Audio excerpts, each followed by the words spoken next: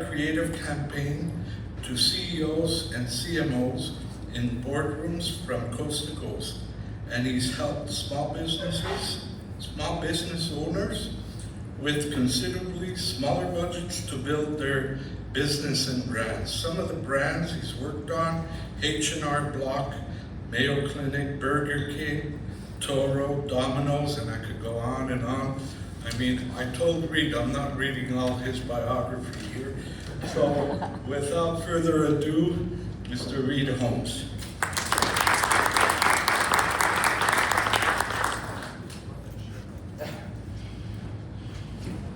Well, thanks everybody for having me. And how many, raising hands, how many have to just book out for the airport before I finish? Okay. No, I'm just kidding. I do want to do one thing before we lose people. As a new, last year or so, I've started speaking more. And one of the things you do as a speaker, your commercial is essentially a video that you send to people who book speakers. So I was wondering if you guys would be willing to help me out. And I want to do this before some of you leave, because I want it to be a big group. So I'm going to say something to my phone, turn around, and when I put my hand up, just go, yes, really loud, okay? Are you willing to do that? Okay. As someone who books speakers, it always helps to get a second opinion. And I'm wondering, would you like one? Maybe these folks would help you out. Do you guys think they should book me for speaking? Yes! Thank you. It'll go a long way. I wanted to thank Christy and Maurice too. I'm just completely honored to be here. I'm so grateful that you asked, and I really hope I know I can bring a lot of value to you guys in the way I'm thinking about this stuff today. As someone who's been in agencies, it's really hard to get the bandwidth to think about things that aren't just about your clients or about the next fire or whatever. So I hope this gives you a slightly different perspective from someone who's had some bandwidth and time away from working within the confines of a busy agency. I wrote this book a year ago, came out last August. And I'm so grateful that you guys could supply them. Again, I'm happy to sign them. This talk will kind of end up on that subject, because I know that one of the things that is on the program is what older creative directors know that younger ones don't, and vice versa. And I did a whole presentation on that with the AMIN webinar a year ago, and I think it's still available. I didn't want to just redux that, because you guys can go watch that if you want. This is more specifically, and I think more timely to what's going on today. So I'll take you through that. You know what I don't have is the clicker. I have yet to figure out how, they put a chip in my brain that makes it work, but I can't make the chip actually work. When you look at the title of this, it's a mouthful. But the whole idea here is unity of purpose. When you have everybody behind the same purpose, you can really drive a lot of the things and the themes that have been going on this week. And these presentations have been amazing. I mean, Micah's the AI thing. I'm still like, and it's probably all changed since yesterday, right? But I think unity of purpose can help line all this stuff up. And if there's one thing creative directors do, it's figure out that one idea, that one doorway that will provide focus and alignment for all kinds of other things that need to happen. And that's what I'm trying to do here today. So, shared values, unity of purpose, and appreciated branding. And as a quick headline, appreciated branding is really the proactive solving of problems for the people you're trying to attract. So if you want to think about, like, what does that mean? That's kind of the headline. That's the log line, I guess. And when I thought about Crossroads, this is what I'm talking about. I think we can merge all this stuff. I think that if we look at it as, like, which way do we go, it really has to be, there's only one way to go. We have to find unity. We have to connect around all this stuff and make it all work to our best, to our highest and best purpose. So I want to start this section with older creatives versus younger creatives. And speaking of AI, can you tell me if you think this is an AI-generated photo or not? Yes. Yes, it is. And I want to just start with some of the basics about what the older folks go and the younger ones do. And a lot of this stuff is probably things you guys know, but I thought it'd be good to kind of level set. The first thing you start with as a younger creative director is you just kind of go on your social apps, right? Older ones start with the Notes app. They start thinking about ideas. They start thinking about things that can start to answer the brief, right? When briefs get changed, the less tenured among us kind of go, why do they keep changing the brief? And of course, those who've been around the block a few times are just like, they're still trying to figure out what they want. They just don't know yet. And that's okay. When changes get asked for, as they always do, the younger you are, the more resistant you are to that, because you made something and you wanted to keep it the way it is, right? But the older you are, the more you want to know the root cause. What is causing these changes to be asked for? Because if I understood the assignment, they shouldn't be asking for these. So have they changed their mind? Has something happened that's going to change what the brief is all about? As far as what keeps you awake at night, I think for younger creatives, it's like, is this idea good enough? Is this going to win me a prize? Is this going to get me noticed? Is this going to get me my career furthered in this agency or in the industry? And I think what keeps older creatives awake is this idea going to solve the real problem that has been defined? And that's important because a lot of times clients can't put their finger on their problems. And if you follow them out the window with what they think the problem is without analyzing it yourself, you could be solving something that isn't really going to solve the real problem. So you have to figure that out. And then of course with data, the younger folks are feeling like keyword cowboys. They're just like, well, what's the key search terms, that kind of thing. And us older folks are kind of like, is analytics killing creative leverage? Because there is still such a thing as creative leverage. It is an unfair advantage in the marketplace if you can leverage it right. So those are just kind of the basics. And I want to talk about the big picture here too. For older folks like myself, it's about strategy before style. Execution follows insight, right? You need to have those human insights to find something that will resonate with the people you're trying to attract. The younger you are, the more you're kind of like, well, authenticity is more powerful than perfection. Raw beats glossy when it tells the truth. And I would only say that authenticity is kind of not the right word. To me, it should be about consistency, because you can be, authenticity is about being your own human self, and if you're always an asshole and you present yourself as an authentic asshole, you're not going to get anywhere. What you need to do is present yourself as consistent in what you say, do, and promise, because that's what brands are about, trust. I trust you to mitigate the risk of me giving you my money to buy your product. The older folks, consistency builds brands. As I've just said, trust is built over time. And the younger among us are create from the scroll. Press the thumb, not the boardroom, right? That's how you're going to get the eyeballs. That's how you're going to get the attention. That's how you're going to get the impact. But those things are kind of seen as at odds, and they shouldn't be, because the boardroom needs to know that you're working in their best interests, right? You're not just spending money. The funny analogy I mentioned the other night to one of you guys, it's such a visible thing, marketing, that the boardroom can look at it and go, well, you're doing it wrong. But they would never go, and like I had one a potential client who said, they don't want us to bring them branding ideas anymore. And I'm just like, that's kind of like the board saying to the CFO, stop bringing that spreadsheet shit in here and work, do something else, because we don't like that spreadsheet shit. That's really hard to say. But because it's so visible, everybody has an opinion. Everybody thinks they can figure it out, and everybody thinks they can do it right. But we've been doing this for a while. We know what we're doing.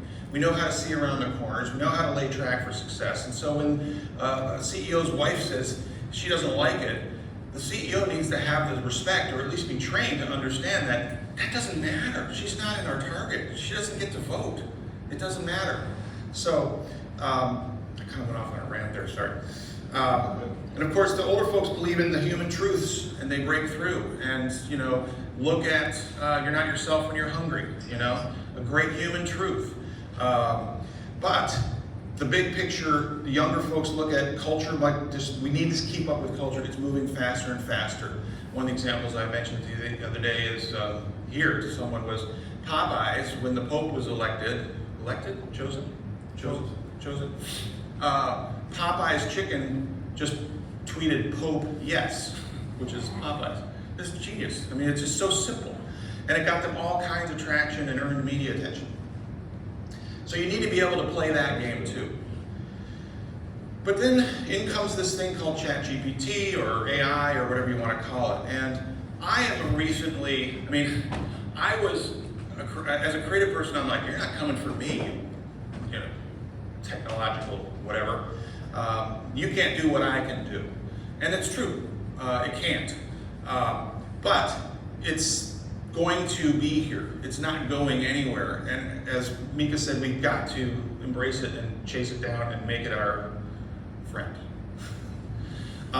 So creativity has a new partner. And as I mentioned, you know, McCartney wasn't a threat to Lennon. Bad songs were. That's what they were trying to avoid. So that's where we need to use AI. As young and older together, what are we going to use it for to make us better versions of ourselves, to make our work better as a team? And it's our new partner. It's our new quicker sounding board. It's a way to get somewhere faster and more efficiently. And that's the way I think it needs to work, because it still doesn't understand, you know, cultural nuance, original thinking, or emotional resonance. It just doesn't. And when it does, well, we'll have to have another talk, or it'll be up here telling you. Remember when the human being told you 10 years ago? So authenticity and trust are the new currency. You guys called out that image, right? These are AI created. They don't look real. They look pretty close, and it's probably going to get better. But this is kind of the equivalent of when I was coming up. You know, the marker comp, where the client says, "Why don't you just animate that?" You know, and put that out of here. I've had that. You guys, who hasn't had that happen? Like from back in the day, like you do a storyboard and someone just like, well, let's just animate that. But that's what we're in danger of happening here, right? Is they look at it and go, that's good enough. Why don't we just AI the whole thing? You know, you need to be authentic. You need to have trust. You need to be consistent. And in this case, authenticity, I think, as relates to the presentation of imagery and materials, is slightly different than the voice of authenticity. I just wanted to point that out. And this brand voice, it has to be codified. Agentic AI is going to start searching for things that you like, because it's going to know you. And if you like a brand with a certain value set, or a brand with certain rational product delivery points, your agentic AI is going to find that for you. And as Micah said, the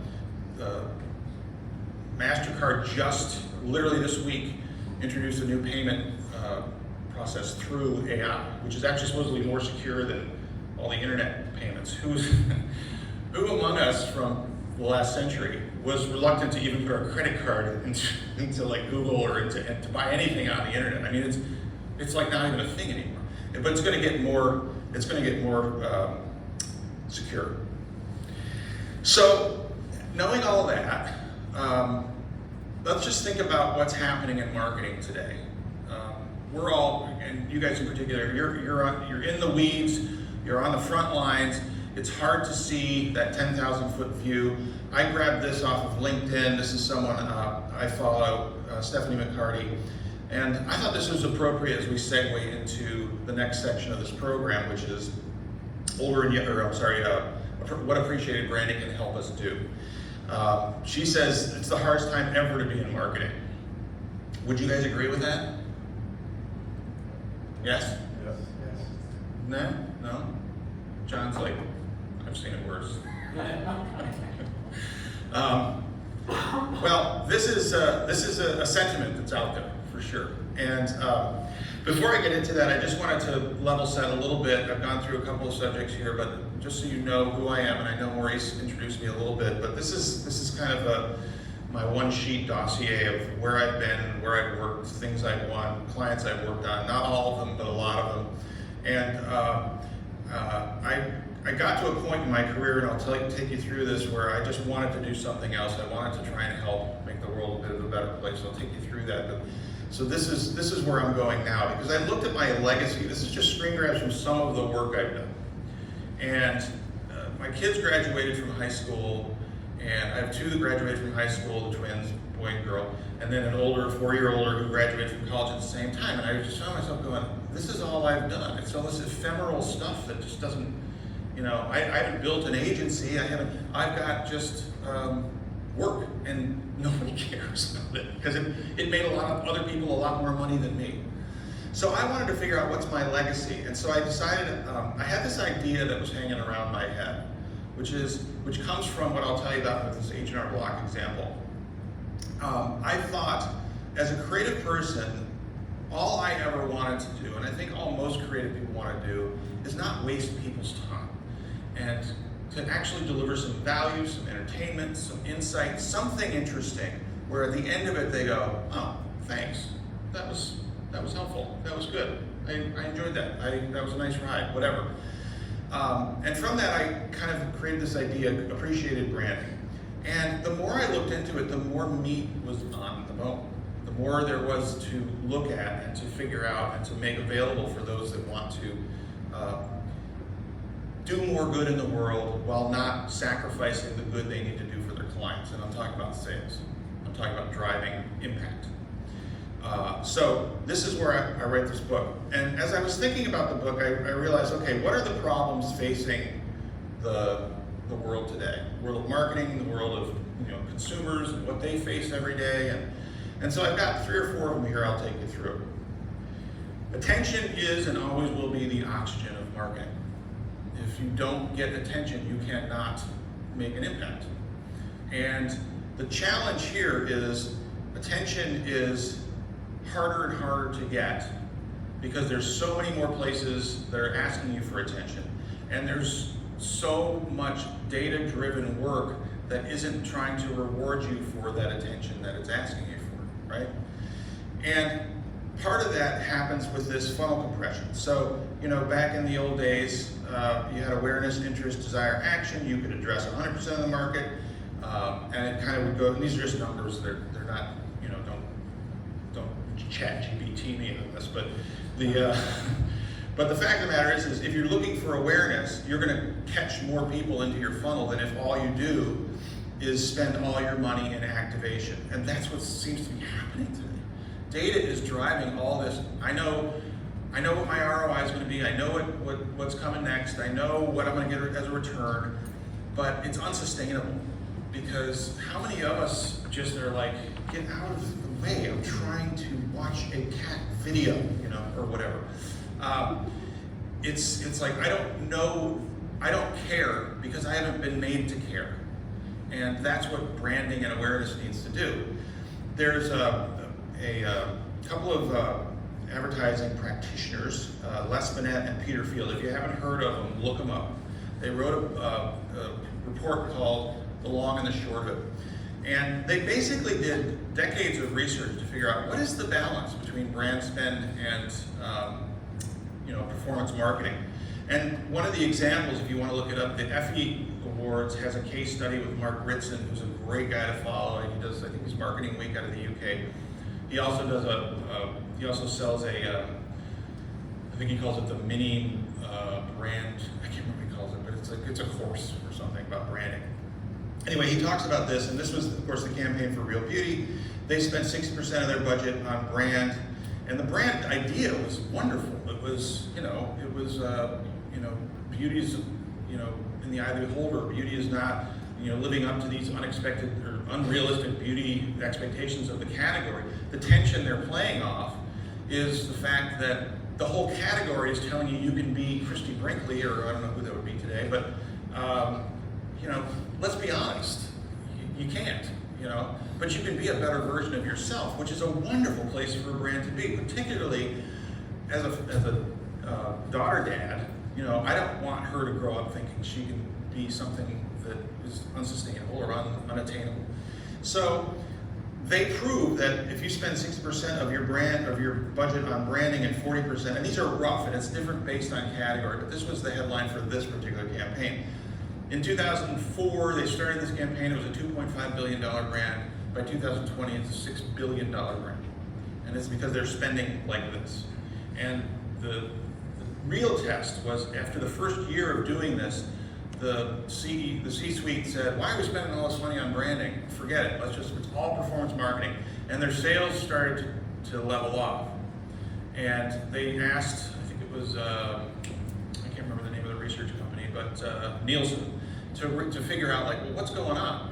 And Nielsen came back and said, you're getting $4 back for every dollar you spend on branding. So they turned the brand spigot back on, and that's how that brand has now become a $6 billion global brand. So, attention, that was one problem. Solution saturation, there's a lot of categories that have so many solutions that the choice to buy whatever brand is like, I can't, just what's the cheapest one? And you stand here in the aisle at a big box store and there are 30, 40 different brands of detergent that all solve the same damn problem. Of course I'm gonna choose the price. Like why would I, you're gonna convince me that you get my whites whiter than these guys, for 30 cents more, I'll take the, whatever. And they all know it's bullshit anyway, probably. It's like white's whiter, great, whatever. That was great back in the 50s and 60s when that made a big difference. It doesn't anymore. So what this is something you'll see in the book, is a thing I call the plateau of indifference. So you've got your product in a category, particularly crowded or mature categories, where you can advertise your brains out and you might get little jumps of share, but you're never gonna get that big growth again because you're on this plateau of indifference. The only way you're gonna start moving more product is probably to lower your price lower than somebody else's.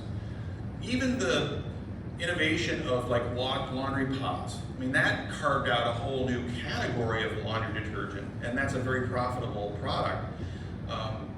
It's the same, sorry for all the kids that thought they were candy, but okay. I mean, it solved a different problem, right? And I'll go through that a little bit here in a second. But the plateau of indifference is real, and we all know what it is. We're all on it with a lot of things we buy every day, right? So the third thing is attention is broken. And this is a scene from the Blues Brothers. This is when Jake gets out of jail and they go over to Elwood's little shoebox apartment in Chicago, and the L train's going by all the time, and Jake says, how often does the train go by? Elwood says, so often you won't even notice it. This is marketing today. We are just getting attacked with messages. It's crazy. In the 50s, they say we got maybe 300 messages a day. And that was a lot for the bandwidth of humans back then. Now, it's, according to Kantar, 10,000 messages a day. We're all trying to get people's attention. Look at us, let us convince you how great we are. So my point here is attention no longer equals interruption, or interruption no longer equals attention. It's just interruption, and it actually helps erode the brand. Because when someone keeps interrupting you, it's kind of like, I don't even want to think about you anymore because you're just up in my freaking grill and get out of here, So that's a problem. So how do we fix that? Well, stay tuned.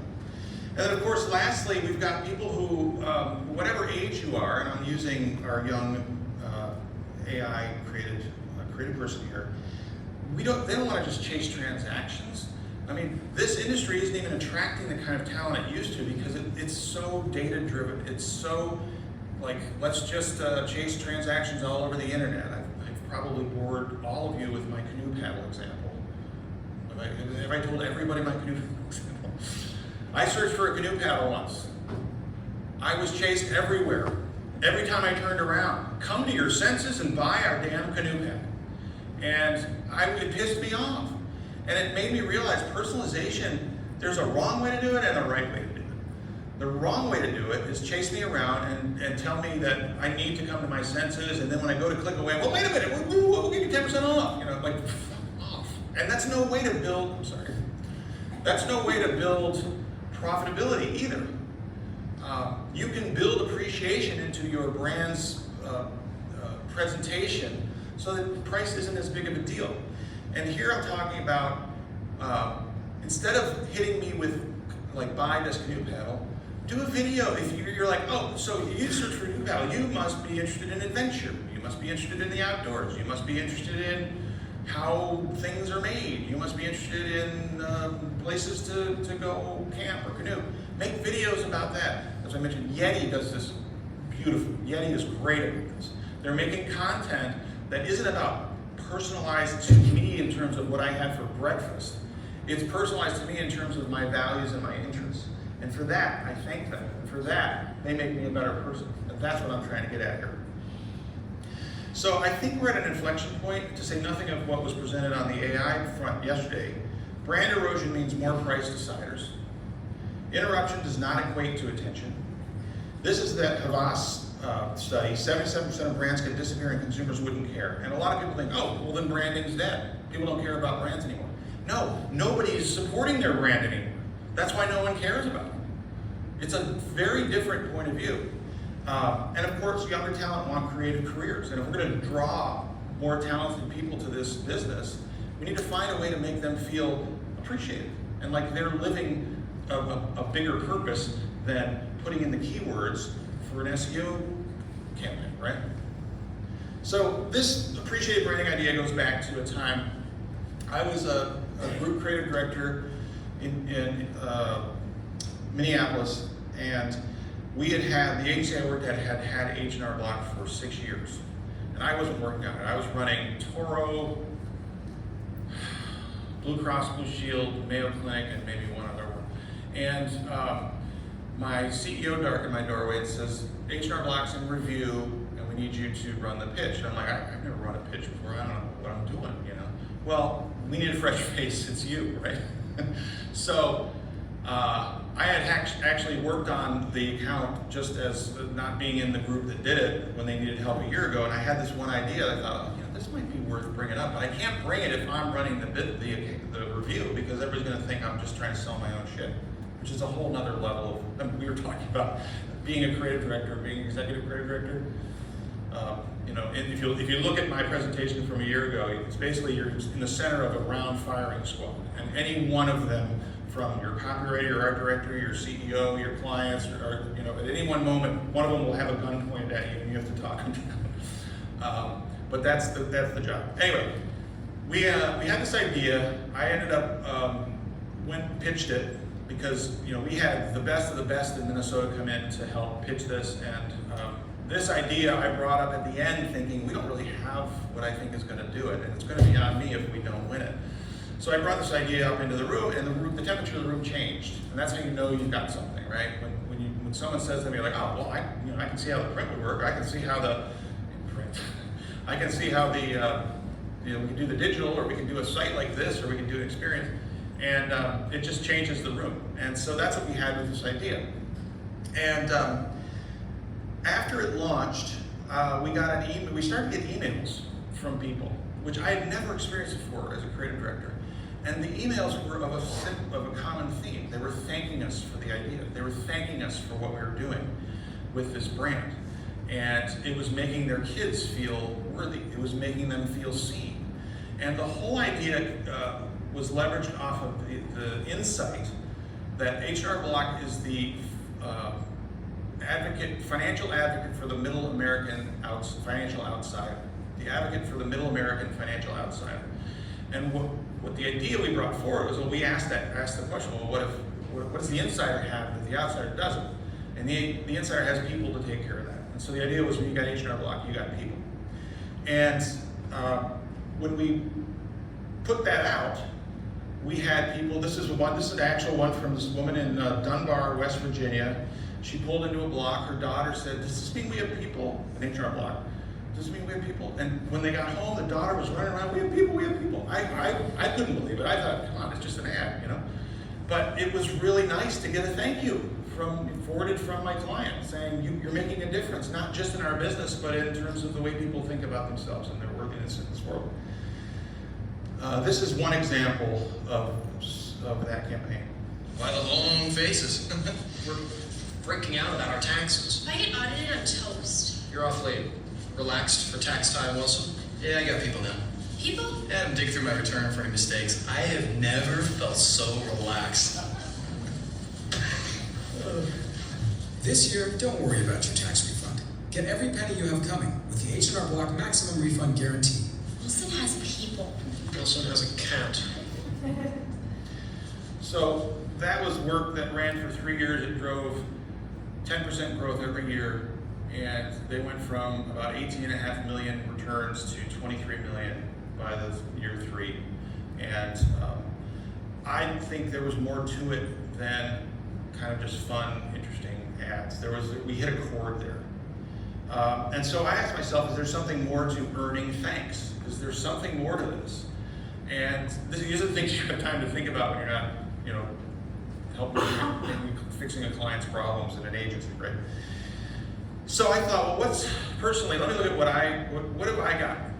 What's going on with me that I can do this? And my BHAG, does anybody else know what BHAG is? Big, hairy, audacious goal, right?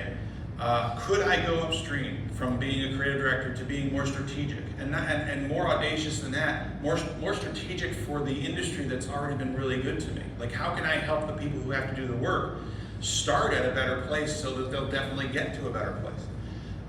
And help re-energize marketing. Everybody's pretty fried out as it is. Is there some fresh air that we can all breathe that can help this? And just a pitch, I have a newsletter that comes out every Friday called Oxygen. It's about delivering fresh thinking, fresh air. Anyway, you can go to my website and subscribe. How do we inspire consumers to pay attention in a world where they're just being distracted everywhere, this mass distraction? How can we give creative leverage the focus it deserves? It can be an unfair advantage. You remember Fallon, when they started, they ran an ad that said we'd rather work with clients who want to outsmart the competition than outspend them.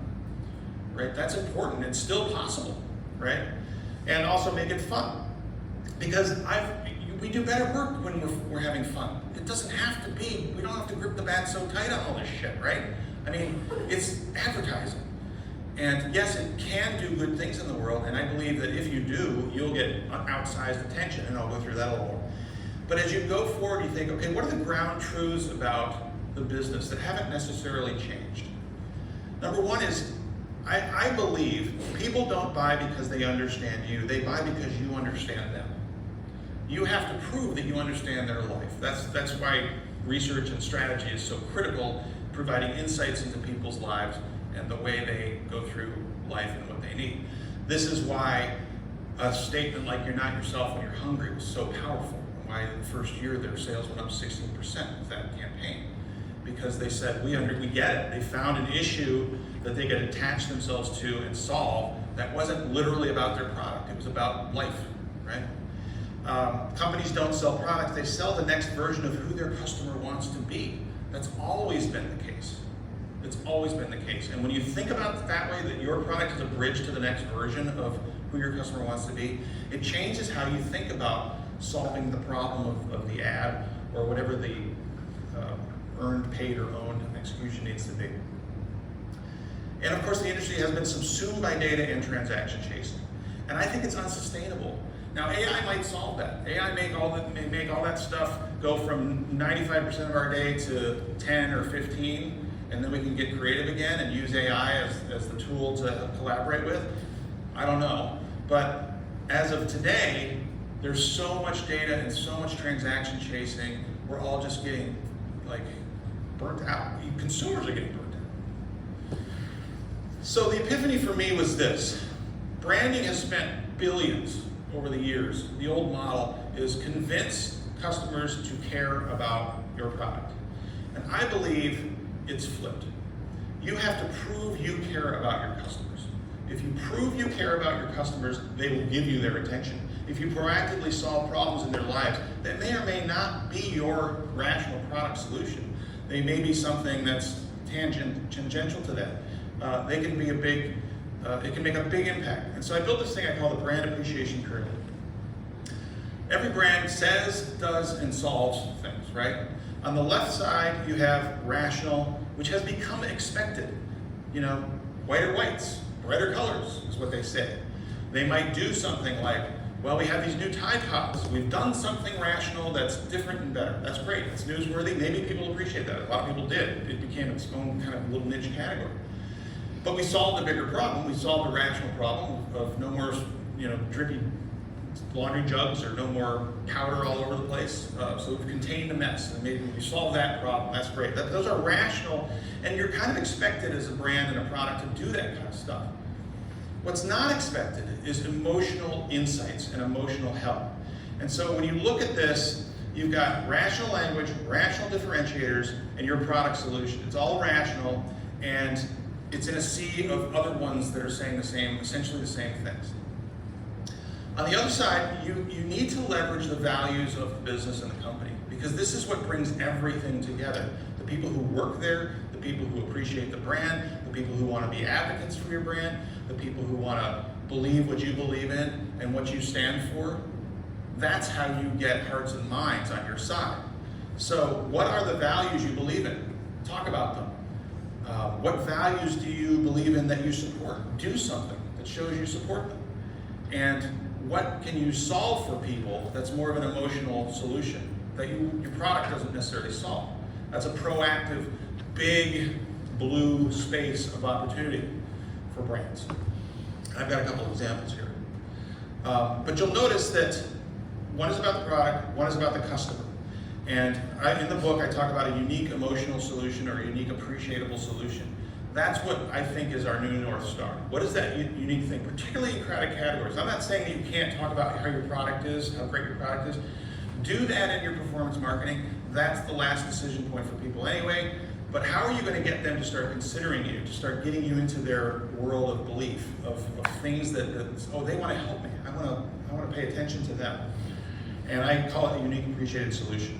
So here's an example, and I call these help me ideas. So this whole solve an emotional problem is a help me idea. In India, 95% of the population still thought laundry was a woman's job. And Surf and Ariel were battling it out every quarter, every 6 months. One would spend another, 2 million, whatever, to get a little more right of the decimal point share, or they'd do some discounting or whatever, and it would just be this arms race. And they're not really doing anything to grow their brands. Ariel found this data point, and they thought, wow, we can do something here. This is a bigger deal. And so this is an execution from India. I took off the subtitles because I think you can get the whole idea of it from just watching it, even though only some of it is in English.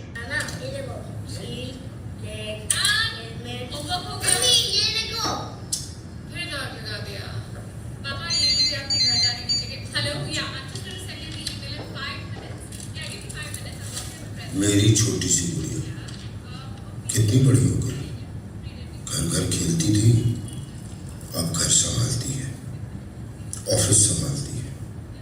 I am so proud and I am so sorry. Sorry कि ये सब तुम्हें अकेले करना पड़ता है. Sorry कि जब तुम घर घर खेलती थी तो मैंने तुम्हें रोका नहीं. ये नहीं कहा कि ये सिर्फ तुम्हारा काम नहीं है, तुम्हारे हस्बैंड का भी है. पर कहता भी कैसे है. मैंने भी तो कभी तुम्हारी मम्मी की हेल्प नहीं की, और तुमने जो देखा वही सीखा. तुम्हारे हस्बैंड ने भी बचपन में यही देखा होगा. घर घर खेलते वक्त वो टीवी देखने की या न्यूज़पेपर पढ़ने की एक्टिंग करता होगा, और तुम जैसी कोई छोटी सी लड़की चाय बनाने की एक्टिंग करती होगी. उसके डैड की तरफ से सॉरी, तुम्हारे डैड की तरफ से सॉरी, और हर उस डैड की तरफ से सॉरी जिसने कई सालों से एक गलत एग्जाम्पल सेट किया.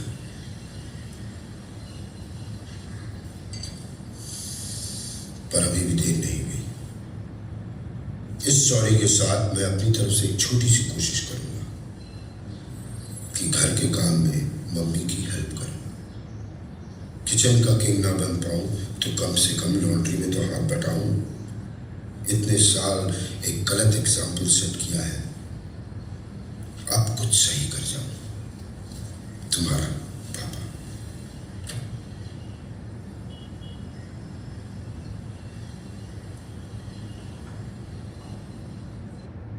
Isn't that wonderful? This is the opportunity for marketing, I think. And it creates a different kind of unfair advantage, because you're not just being creative to get noticed, you're being creative to make an impact, a real impact in people's lives. And you might think, oh, well, that's really nice, that they do that. It's like a PSA for women and moms, and oh, that really did, I'm sure that did okay for them. 76% sales spike in the first year. And that doesn't come from performance marketing. And it's making the men in India better versions of themselves. Who wouldn't want to be part of that? I know I would. So the question is, what are those data points? What are those things in culture that we can use our brands and our advertising to help fix? Because it will get attention. Because people, one of the things I talk about in the book is people have a care, I can't remember what I call it, a care channel, I think. It's the thing you already pay attention to because you already care about those values, those things. So you're going to pay attention to those things. And I think we've forgotten about those things. Data has us chasing what people click on, not what they truly care about. And that's important. This is an example, I wanted to just share this. I'm working on this with a client, and I've X'd out the brand. But they sell stuffed animals, and they're looking for a smart way to get attention. And stuffed animals are stuffed animals. How are you going to differentiate that?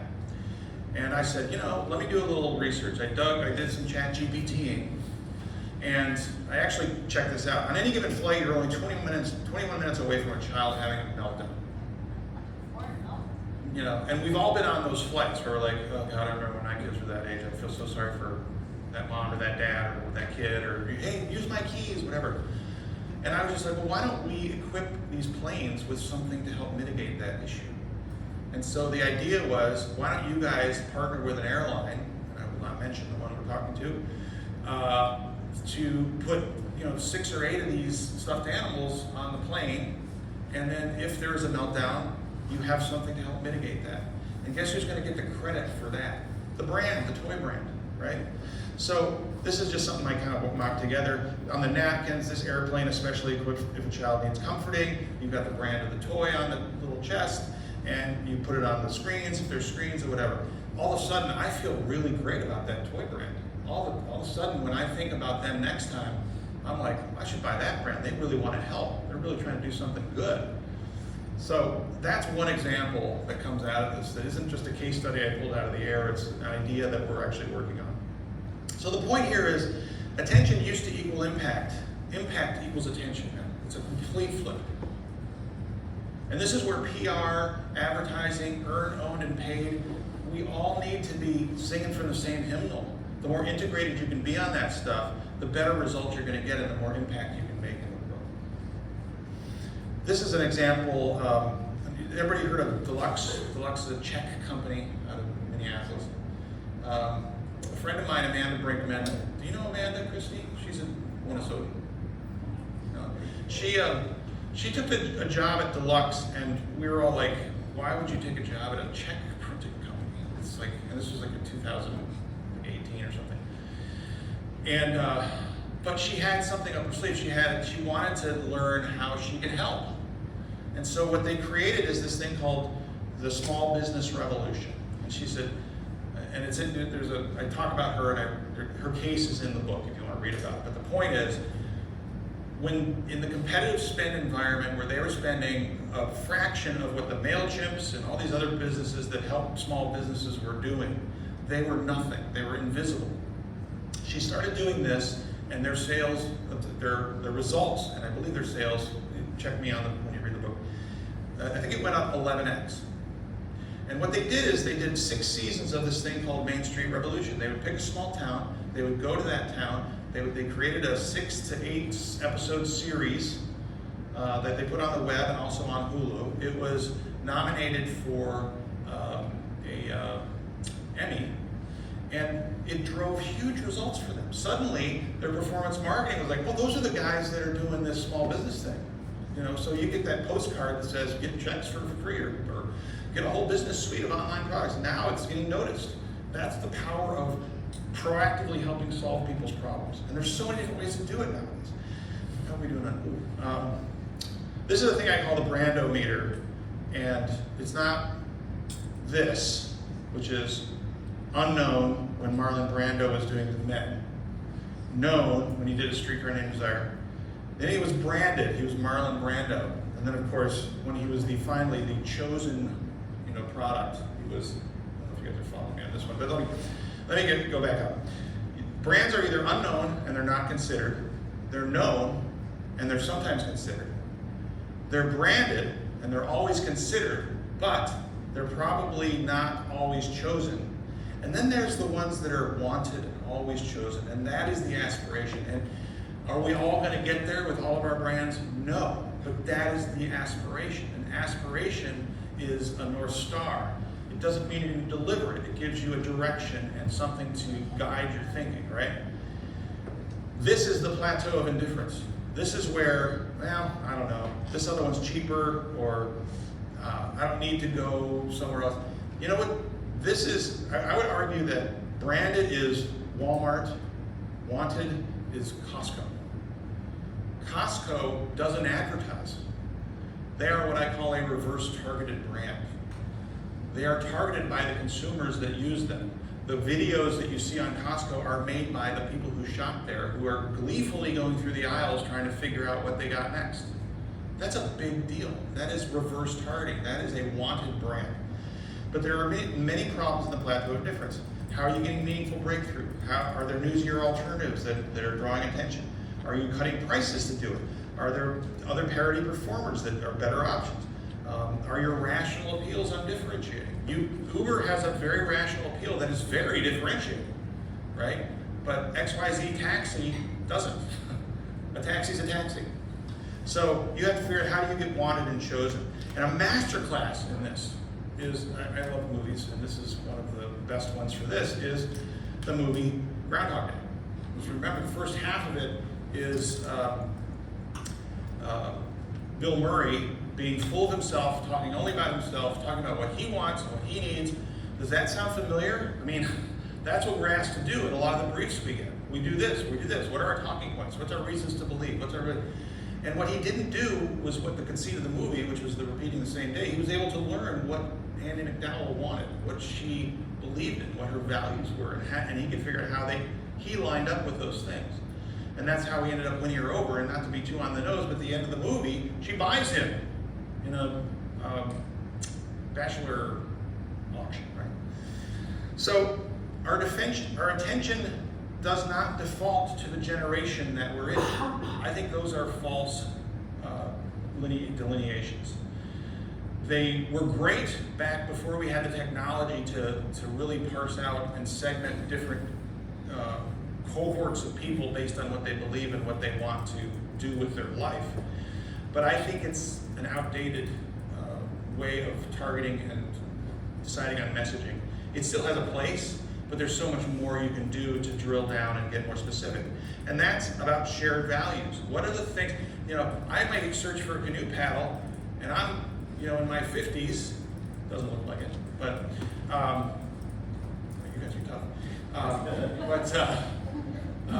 But someone in their 20s might search for a canoe paddle too. And if you're targeting, Gen Alpha for canoe paddles, I'm never going to see that. And I might be in the market. So what can you do to target based on values? And I suggest you look up a guy named David Allison. He wrote a book called We're All the Same Age Now. And I think he's got another new one out. And he has this thing he calls value graphics. Look it up, it's really cool. I talk about it in the book too. But it's a whole different way to target and get results. And it's quantifiable. Now, this is something that I came up with before Micah talked about yesterday when he talked about the idea that you have to continually be traveling this, what do you call that, Mobius, where you're doing this thing. But this is what I call an appreciation loop. And I think it fits with integrating ChatGPT, because the idea is you start with finding the we. Who are the we that believe what we believe, that have the values that we believe in? Find those people. Are the values they believe in rational in terms of what our product delivers, or are they emotional in terms of what our brand can really help advocate for? And you figure that, I'll show you the bigger version of this there, which is more than I wanted to go through here, but I'm happy to share that with you if you want to see it. But you got to find the we, then you go around and you grow the us.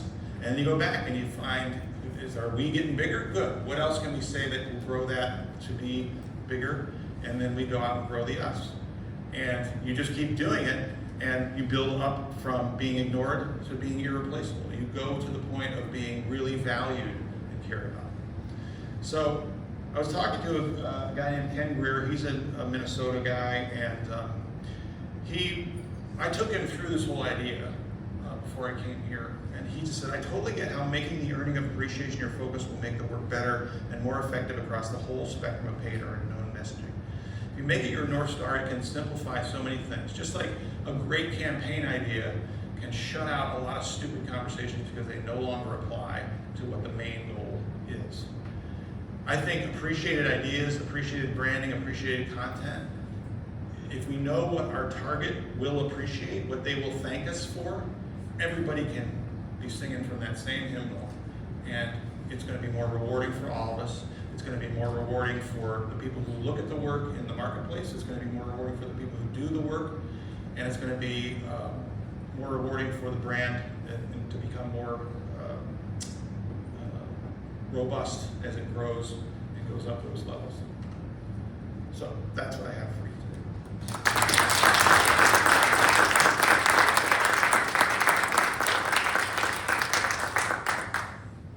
Are we doing questions and I answers? have a little bit of questions if anyone would like to.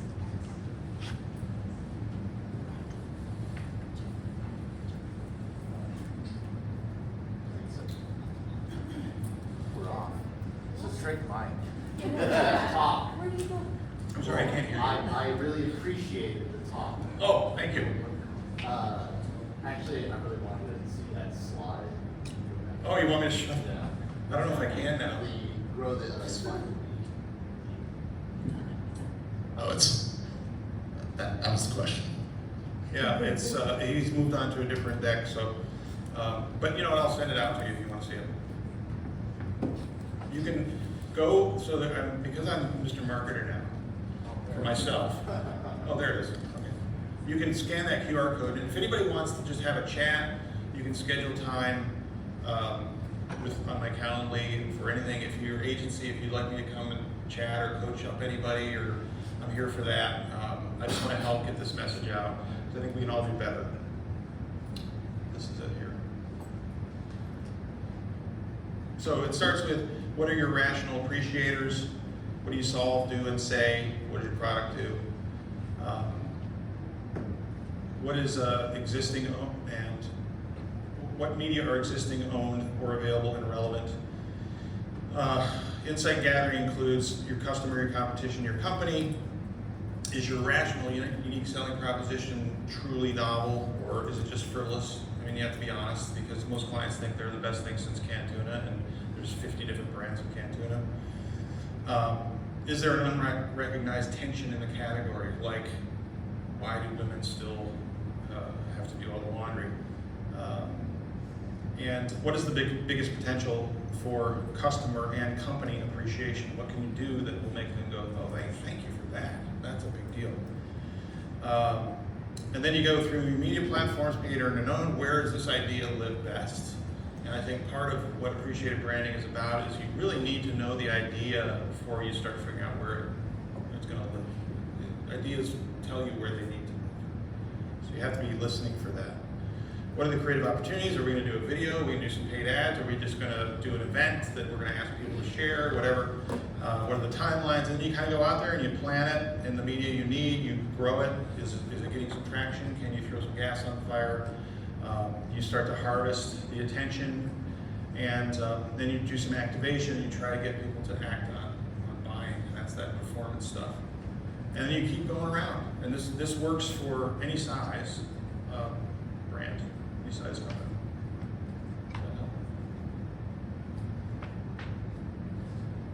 Any other questions? Yes? What's been your biggest challenge working with egos in a creative field?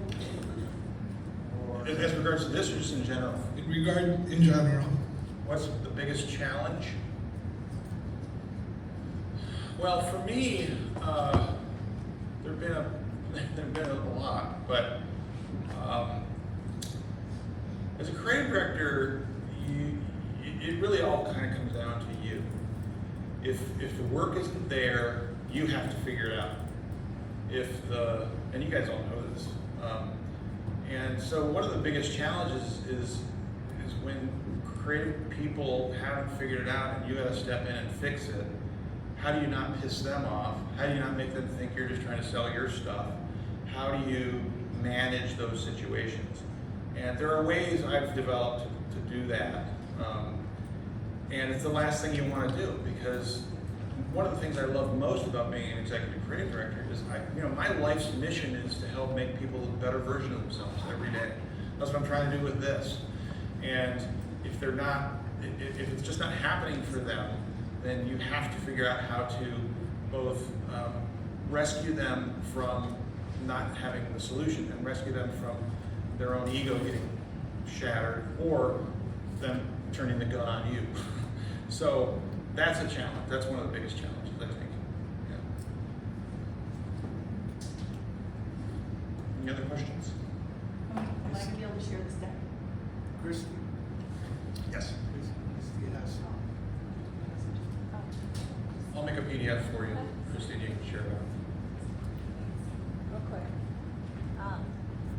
Again, thank you. Awesome presentation. I loved the spot that you shared about the laundry. It really touched me. We are struggling as an agency to help our employees understand why they come to work every day, even though we've done all the Simon Sinek work and we have a purpose and all that stuff, right? But that's with some of our most recent employee Gallup scores, is that, in the day-to-day, they don't see that connection. So this idea that you're working to make an impact, I think is something I can take back. Can you talk a little bit about that idea as it relates to building agency culture and connection with employees, especially creatives? Oh, for sure. Yeah. So, when I was coming up, the impact I wanted to make was my mom called me and says, I saw your commercial. And the longer you live, the more pyrrhic and empty that becomes, because it's really not, it's nice. It's like, hey mom, look at me. But it's a different time now. And I think technology has changed the role of every human being into being potentially a contributor to making the world a better place. And that can happen in little ways and it can happen in big ways. But the people who work in advertising have an outsized opportunity to help make the world a better place. And you can make an impact in the world, not at the expense of your client's budget, but to the exponential benefit of their budget. If you think about a bigger, better problem you can help solve for your clients, for your customers. Because that makes, all clients want is they want to go into the CEO and say, we spent this and we got this. Look at that, aren't we great? One of the other things is a slightly separate thing that comes to my mind now is I always used to ask my clients to crack off 5% of their budget for a win or learn idea. And depending on how big their budget is, 5% could be too much, or I don't know if it depends. But most of them were sympathetic to that and were open to it. And what you have there is an opportunity for younger folks to take a low-risk chance at failure with a huge potential upside. So if you can build, using this loop, for example, little pilot programs, for companies and brands that don't have internal creative resources, which all of them I believe should now. If you don't, you're not working at the speed of culture. But agencies can work on behalf of their clients to be testing and learning about certain things that are very small bets for potential big upsides. So if I could go to a creative person and say, look, we've got this pilot program we're trying out. If the idea is great, we're gonna fund it bigger. We're gonna make it a bigger deal. If it's not, we're gonna learn from it, and it's gonna be your work we all learn from. So that's another way to say we're trying to figure out how to make a better impact on the world, and not at the expense of our clients. And so we're trying these small bets for big upsides, winner learns. Did you have a question? Is it Wrapping it up. Well, I just want a quick question. The challenges since COVID, where we're in a hybrid situation, most of guy has creative thinking, whereas some of you are in the office, some are in Zoom. You know, there's not that chemistry, I find. Well, I guess there's two reactions to that. I guess it kind of, you know, I think about Steve Jobs when he designed Apple Park. He took a page from his work, or what he learned at Pixar. And Pixar was basically built with a big atrium in the middle. So if you had to go meet with somebody, you had to walk across the atrium and you might bump into somebody and go, hey, I got this idea, what do you think? You know, and it's that, it comes out of what he always said was, who was talking about Steve Jobs earlier, but I've looked at a lot of what he said, but one of the things that influenced him a lot in terms of creativity was that when he was growing up, he had a neighbor who had a rock polishing machine. And his neighbor would put all these different types of rocks, agates and whatever, and a day or two later, they would all bang into each other and something beautiful would come out. And he applied that idea to how he saw creativity. He wanted people with opposing ideas to bang into each other and figure shit out. And that's how Pixar became Pixar, and that's how Apple, after he came back, has become Apple. And that's why he designed the building in a circle, because he wanted people to have to walk across and bump into each other. So that's important. How do you do that in a world of not being in the office? I don't know. I think, you know, if it were up to me, I would be having, every couple of days, I'd be having different team meetings just to kind of kick things around. You know, no dumb ideas, let's just kick things around. Did you have something occur to you in the shower? Did you have something, you know? And a lot of times people will have ideas. I've run calls with people who just, when you're talking with others, it just sparks new thinking, it just sparks new ideas as opposed to being in the vacuum of your own sadness. You know? So I would encourage doing those as much as possible. I build them into the calendar. You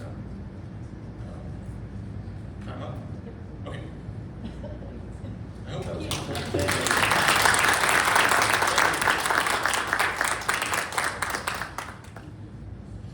So next up is Perry.